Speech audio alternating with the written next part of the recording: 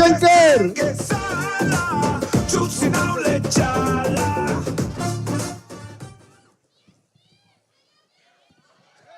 I love you too. DSP, she loves you.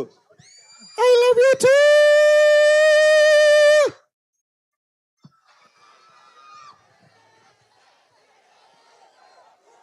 Good evening. ఒకసారి మా వాళ్ళకి ఇంకా ఇంకా గట్టిగా love you guys, love you so much. వచ్చిన దగ్గర నుంచి ఆపకుండా లవ్ యూ చెప్తున్నారు, పేరు అరుస్తున్నారు. I'm so grateful to you. Love you. Yes, now over to our captain Harish garu. Thank you. ఉదయాన్నే లేచి సూర్యుడికి దండం పెట్టి ఒక రోజు ప్రారంభించడం మనందరికీ అనాదిగా వస్తున్న ఆచారం. ఆ సూర్యుడికి, ఆదిత్యుడికి, భాస్కరుడికి దండం పెట్టి డే మొదలు పెడతాం.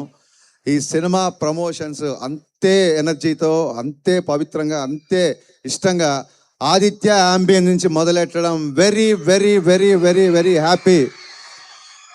ఆదిత్య వైబ్, ఆదిత్య అంబియన్స్ అదిరిపోయింది. Thank you guys. మీ కాలేజ్ అయిపోయిన తర్వాత కాసేపే ఉంటారు అంటే మేము చాలా ఎర్లీగా స్టార్ట్ చేసి వచ్చాం. Actually thank you సర్జీ. 6:30కి ముహూర్తం అనుకున్నాం. మా ముహూర్తం పెట్టిన అఖిల్ ఇక్కడే ఉన్నాడు. ముహూర్తం 6:30 కంటే ఆ టైంకి స్టార్ట్ చేసి వచ్చింది. And you made it. Thank you so much. మీరు ఆల్రెడీ వచ్చారు. సాంగ్ మధ్యలో డిస్టర్బ్ చేయకూడదని రాలేదు. సాంగ్ చూస్తున్నారు కదా, ఇక్కడ 2 కట్అవుట్లు ఉన్నాయి. ఒకటి పవర్ స్టార్ది, ఒకటి రాక్ స్టార్ది. శ్రేయాస్ మీడియాస్ వాళ్ళు మాకు ఫోన్ చేసి నవీన్ గారి ఫొటోసు, రవి గారి ఫొటోసు, మీ ఫొటోస్ పంపించండి, మీకు కట్అవుట్లు పెడతామన్నారు.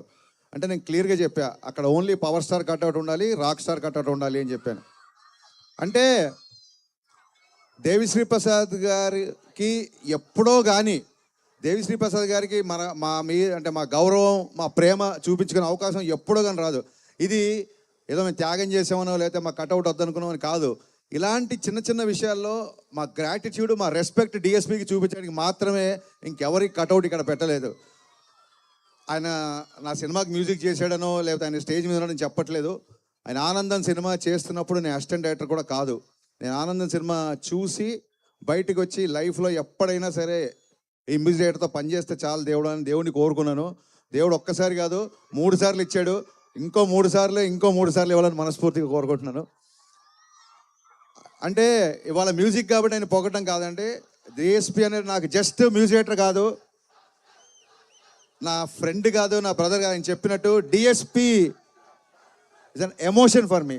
DSP is an emotion for me.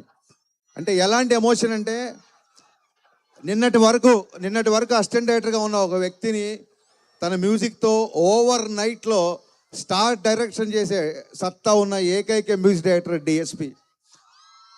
ఈ విషయం ఆయనతో చాలాసార్లు చెప్పితే ఇలా అంటే, సర్జీ నాదేం లేదు, డైరెక్టర్ సిచ్యువేషన్ బట్టే పాట వస్తుంది, డైరెక్టర్ని బట్టే మ్యూజిక్ వస్తుంది అని చెప్పి తన కష్టాన్ని కూడా మా ఖాతాలోకి అవలీలగా వేసేసి అలా నవ్వుతూ వెళ్ళిపోతుంటాడు డిఎస్పీ. అందుకే డిఎస్పీ అంటే నాకు ఇష్టం, ప్రాణం.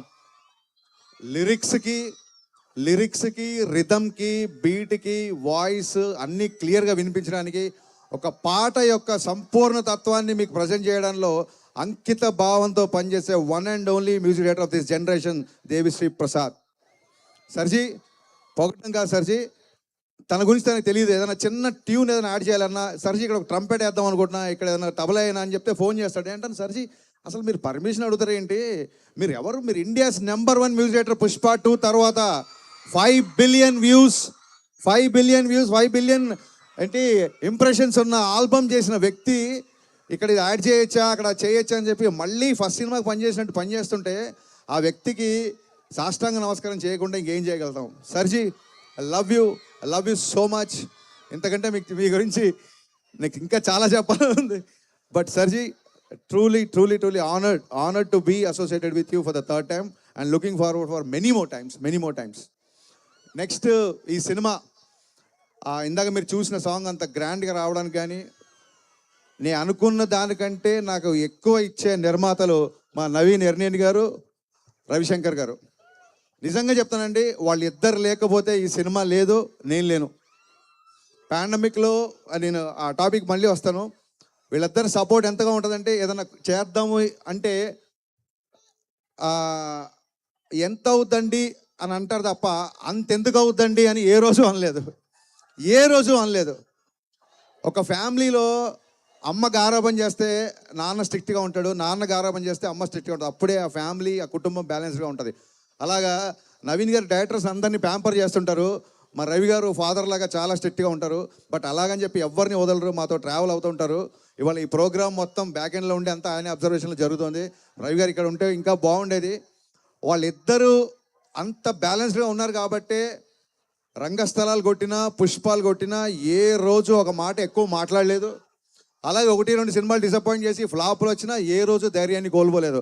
అంత ప్రజెన్స్ ఆఫ్ మైండ్, అంత స్థితప్రజ్ఞత ఉంది కాబట్టే మైత్రి సంస్థ ఇవాళ ఇండియాలోనే నెంబర్ 1 ప్రొడక్షన్ హౌస్గా నిలబడింది. సార్ నవీన్ గారు, మీ బ్యానర్లో పనిచేయడం నాకే కాదు ఏ డైరెక్టర్కైనా మైత్రి మూవీస్లో పనిచేయడం అనేది ఒక వరం. ఇలాంటి ప్రొడ్యూసర్లు దొరకడం అనేది నిజంగా అదృష్టం. ఇది మనస్ఫూర్తిగా పూజ సుకృతం అని చెప్తున్నాను. ఇంత సపోర్ట్ చేసే ప్రొడ్యూసర్లను ఎప్పుడు చూడలేదు. ఎందుకు ఇంత చెప్పాల్సి వస్తుందంటే ఒక విషయం చెప్పాలి మీకు. ఇది కన్ఫెషన్ అనుకోండి లేదా క్లారిటీ అనుకోండి.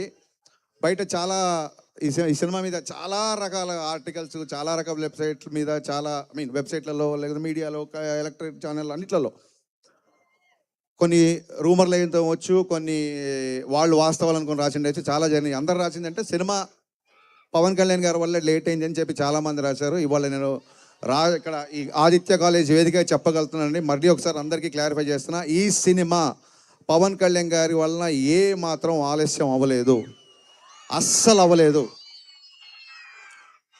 ఫస్ట్ ఒక కథ అనుకున్నాం. ఫస్ట్ అంటే సినిమా ప్రమోషన్ స్టార్ట్ చేసిన తర్వాత నాకు ఉస్తాద్ భగత్ సింగ్ గురించి కంప్లీట్గా మాట్లాడడానికి దొరికిన అవకాశం వేదిక ఇదే కాబట్టి చెప్తున్నాను. వేరే సినిమా ఫంక్షన్కి వెళ్ళినప్పుడు ఉస్తాద్ అప్డేట్ అనుస్తారు, అప్పుడు మన సినిమా గురించి చెప్పడం కరెక్ట్ కాదని ఎప్పుడు చెప్పలేదు. ఫస్ట్ ఒక కాలేజ్ బ్యాక్డ్రాప్లో లవ్ స్టోరీ, ఎందుకంటే గబ్బర్ సింగ్లో బాగా మాసిగా చూపించారు, నాకు ఆయన ఒక జల్సా ఖుషీ లాగా చూపించాలని చెప్పి ఒక కాలేజ్ బ్యాక్డ్రాప్ లవ్ స్టోరీ అనుకున్నాం. సినిమా అనౌన్స్ కాడి నుంచి ఎక్కడికి వెళ్ళినా సరే అన్న ఇంకో గబ్బర్ సింగ్ ఎప్పుడు అని చెప్పి సోషల్ మీడియాలో అవ్వచ్చు, బయట అవ్వచ్చు, సినిమా లవర్స్ అవ్వచ్చు, ఫ్యాన్స్ అవ్వచ్చు, అరే వీళ్ళు ఇంకా ఎక్కువ అదే మాస్, అదే ఒక ఫుల్ టు ఎంటర్టైన్ ఎక్స్పెక్ట్ చేస్తున్నారు. ఎక్కడో మేము అనుకున్న కదా కొంచెం క్లాస్ అవుతుంది అని చెప్పి ఆ తర్వాత ఐడియా డ్రాప్ చేద్దాము, ఇంకో థాట్కి వెళ్దామా అన్న ఒక సందిగ్ధంలో ఉన్నప్పుడు ఆ పాండమిక్లో నేను చాలా మెంటల్ డిప్రెషన్కి వెళ్ళిపోయాను. నా మెంటల్ హెల్త్ కూడా చాలా దెబ్బతింది అప్పుడు. సో ఈ కట్ చేద్దామా ఇంకో కట్ చేద్దామా అన్న సందిగ్ధంలో నా వల్ల కొంచెం టైం వేస్ట్ అయింది. ఆ తర్వాత ఒక రీమేక్ అనుకున్నాము, అది పెద్దగా ఎగ్జైట్ అవ్వలేదు ఎవరము. ఆ తర్వాత అది పక్కన పెట్టేశాము. ఎందుకంటే ఆయన లైనప్స్ చూస్తుంటే కొన్ని క్లాస్ సినిమాలు ఉన్నాయి ఆయన చేస్తున్నప్పుడు, అప్పటికి ఆ సినిమాల అనౌన్స్మెంట్ కూడా వచ్చేసింది. సో డెఫినెట్గా ఇలాంటి పాటలు ఉండే సినిమాలు అయితే లైనప్లో నాకు ఎక్కడ కనబడలేదు. సో డెఫినెట్గా మళ్ళీ ఫ్యాన్స్ అందరూ మళ్ళీ చూసే సినిమా చేయాలి, కొంచెం లేట్ అయినా పర్లేదని చెప్పి మళ్ళీ మా టీం అందరం వర్క్ చేసి కళ్యాణ్ గారికి మళ్ళీ అనుకుని చెప్పిన తర్వాత అందరూ ఎగ్జైట్ అయిన కంటెంట్తో షూటింగ్ వెళ్ళేసరికి ప్రకృతి సహకరించి మరి గ్రహాలు తోడునే ఏంటో తెలియదు, ఇట్స్ నేచర్ తీసుకున్న టైం, అది సహజ సిద్ధంగా ఆ ప్రక్రియ ఇలా జరిగిపోయింది. ఇన్ఫ్యాక్ట్ పవన్ కళ్యాణ్ గారి వల్ల షూటింగ్ చాలా ఫాస్ట్గా అయిపోయింది. ఆయన మమ్మల్ని ఊపిరి ఆడనివ్వకుండా షూటింగ్ చేశారు. అందుకే అంత ఫాస్ట్గా షూటింగ్ అయిపోయిందని చెప్పి వీడియో రిలీజ్ చేసాం. అంటే పొద్దున్నే క్యాబినెట్ మీటింగ్కి వెళ్ళేవాళ్ళు, సరే సార్ విజయవాడకి వెళ్ళిపోయారు కదా ఇంకే వాళ్ళ షూటింగ్ ఉండదంటే రేపు వెళ్ళి వేరే ప్లాన్ చేద్దామంటే సడన్గా సార్ బయలుదేరారు, నైట్ షూట్ చేస్తారని చెప్పి సార్ వాళ్ళ టీం ఫోన్ చేసేవాళ్ళు. ఇమ్మీడియట్గా మేము నైట్ షూటింగ్ ప్లాన్ చేసేవాళ్ళం. అంటే పొద్దునంతా క్యాబినెట్ మీటింగ్ అటెండ్ అయ్యి ఆయన నైట్ ఫ్లైట్కి హైదరాబాద్ వచ్చి మళ్ళీ మార్నింగ్ 3-4 వరకు పనిచేసి జస్ట్ ఇంటికి వెళ్ళి షవర్ చేసి మళ్ళీ ఆయన మంగళగిరి వెళ్ళిపోయిన రోజులు ఉన్నాయి. కొన్నిసార్లు 18 గంటలు 20 గంటలు ఆయన పనిచేసిన సందర్భాలు ఉన్నాయి. ఈ సినిమాకి పవన్ కళ్యాణ్ గారు ప్రాణం పెట్టి పనిచేశారు. మనస్ఫూర్తిగా కళ్యాణ్ గారికి కృతజ్ఞతలు చెప్పుకుంటున్నాను. మరిన్ని విషయాలు డెఫినెట్గా ప్రీలీజ్ ఈవెంట్లో మాట్లాడుకుందాం. అండ్ మా ఫేవరెట్ లిరిసిస్ట్ భాస్కర్ పట్ల అన్నయ్య, ఇందాక దేవి గారు చెప్పినట్టు భాస్కర్ పట్ల గారితో పనిచేస్తుంటే గాల్లో తేలినట్టు ఉంటుంది, ఫుల్ బాటిల్ ఎత్తి దించకుండా తాగినట్టు ఉంటుంది, దమ్ము లాగినట్టు ఉంటుంది. అన్నయ్య మామూలుకి ఎక్కవలేదు. నేను మొన్న ట్విట్టర్లో పెట్టా, ఇందాక ట్విట్టర్లో కూడా పెట్టా. అంటే ఆయన చెప్పినట్టు ఎవరు దిగాలుగా ఉన్నా లేచి గంతులేసి మరొక్క న్యూ ఫేజ్ ఆఫ్ లైఫ్లోకి ఎంటర్ అయ్యే ఒక ఒక మూమెంటం ఇచ్చే సాంగ్ ఇది కమర్షియల్ సాంగ్ అయినప్పటికీ డ్యాన్స్ ఉన్నప్పటికీ కళ్యాణ్ గారు ఎప్పుడు ఒకటే చెప్తుంటారు, ప్రయత్నంలో లోపం ఉండకూడదు, ఫలితం మన చేతిలో ఉండదు. ప్రయత్నంలో ఎప్పుడు లోపం ఉండకూడదు. ప్రయత్నంలో లోపం లేదు కాబట్టే ఆయన ఒకసారి అపజయాన్ని చూసినా సరే ఇవాళ మళ్ళీ డిప్యూటీ సీఎం స్థాయిలో ఉన్నారంటే దట్ ఈస్ నథింగ్ బట్ ప్రయత్నంలో లోపం లేకపోవడమే. అంటే ఇది రాజకీయాలు మాట్లాడే వేదిక కాదు, సందర్భం అంతకన్నా కాదు. కానీ మా హీరో ఒక అకుంఠిత దీక్షతో, ఒక అంకిత భావంతో ఫలితాన్ని ఆశించకుండా పనిచేస్తాడని చెప్పే ఉదాహరణలో భాగంగా ఏం చెప్పాల్సి వచ్చింది. సో దట్ ఈస్, నాకు తెలుసు మీరందరు ఇక్కడ చాలామంది పిఠాపురం గారి ఎమ్మెల్యే గారి తాలూకా కదా. నేను మాత్రం పవర్ స్టార్ పవన్ కళ్యాణ్ గారి తాలూకా. సో సీ యూ గాయ్స్, సమ్మర్లో కలుద్దాం. డేట్ ఫిక్స్ అవగానే మళ్ళీ చాలా గ్రాండ్గా అనౌన్స్ చేస్తాం. Thank you once again. ఆదిత్యతో ఉస్తాద్ భగత్ సింగ్ ప్రమోషన్ స్టార్ట్ అవుతున్నాయి. ఇక నుంచి అప్డేట్ల వరద చూస్తారు మీరు. Thank you all once again. Thank you so much. Love you. Step వేస్తే భూకంపం. Hey, dum dum